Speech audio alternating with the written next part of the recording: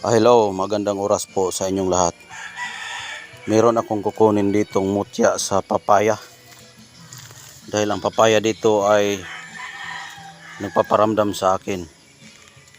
Kaya ito yung puno na nagbibigay sa akin ng mensahe o salita sa pagpaparamdam na itong papaya ay mayroon siyang mutya na ibibigay sa akin. Ngayon, hahanapin natin kung saan nakalagay ang mutya ng papaya. Yan po yung puno, no?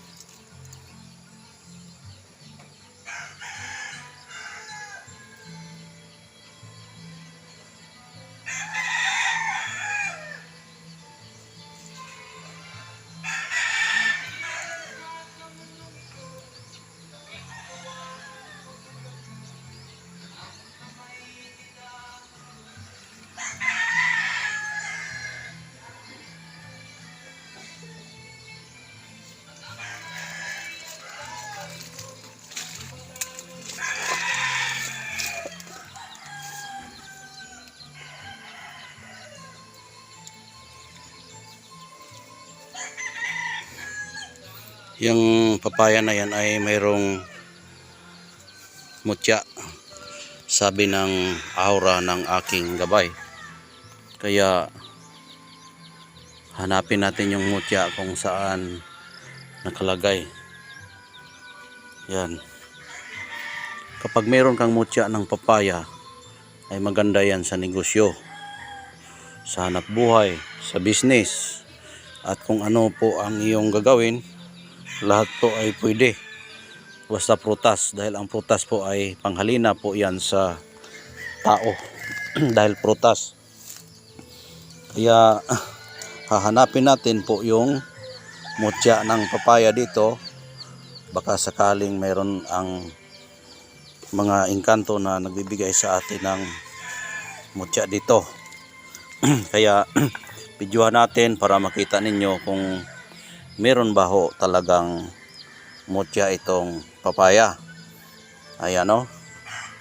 Pero yung bagong nanood dyan ay huwag makalimot na mag-subscribe, ipindot ninyong bell button, mag-like, tapos mag-share para meron din naman kayong matutunan sa hindi pa nakakaalam sa mutya ng papaya.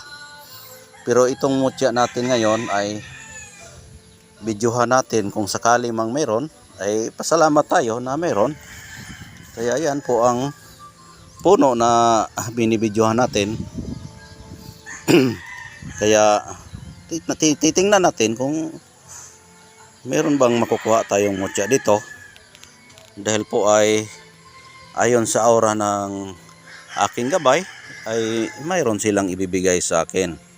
Kaya ito, bibidyohan natin at hanapin natin kung sakaling mayroon man, ay magpapasalamat tayo sa ating Panginoong Diyos at Inang Kalikasan. Dahil nga po ang lahat po ay galing po yan sa Diyos at mayroon siyang pinagbigyan na mga yung mga naghahawak sa mga ganyang posisyon. Dahil bawat posisyon ay Diyos po ang nagbibigay sa lahat ng nagkaposisyon sa mundo. Ayan po, at hanapin natin yung mutya. Ayan po, malakas po yung hangin. Ayan, gumagalaw po yung papaya. Dahil nga buhay na buhay po yung papaya. Buhay na buhay po yun siya. Kaya dahil nga po ay buhay, gumagalaw, mayroon po yung mutya dyan. Kaya hanapin natin, baka mayroon nga.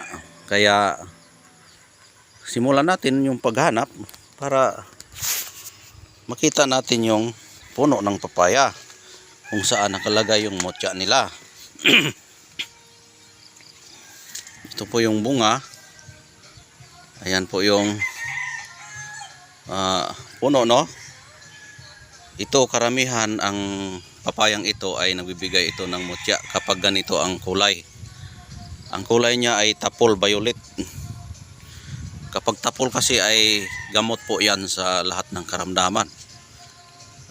Yung mga may karamdaman, tapol po ang pwede nating ibigay sa ating mutya. Kaya yan po ay bibidyohan natin para makita natin yung mutya na nakalagay dyan.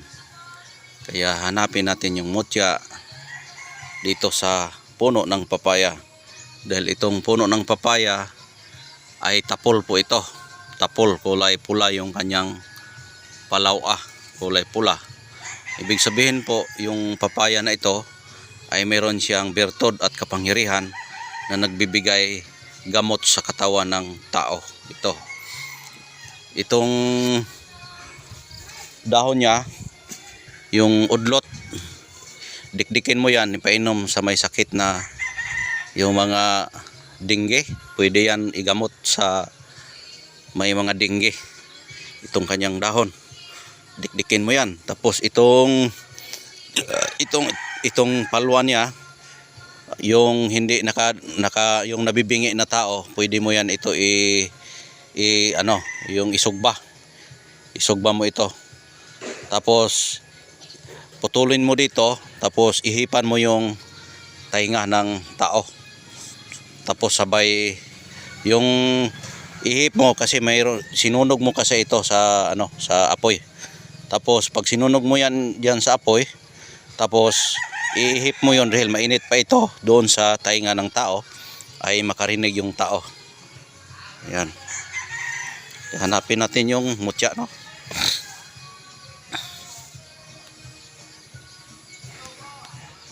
Wow. Wow, mayroon.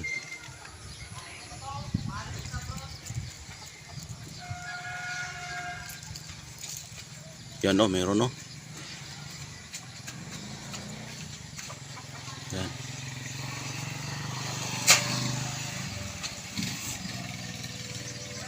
Mayroong mutya, oh.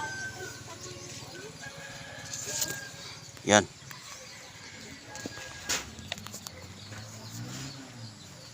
Wow, napakaganda po.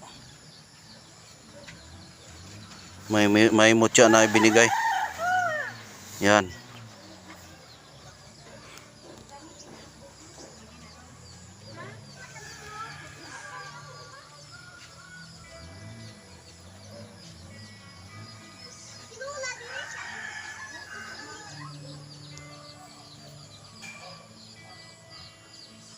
Ang ganda.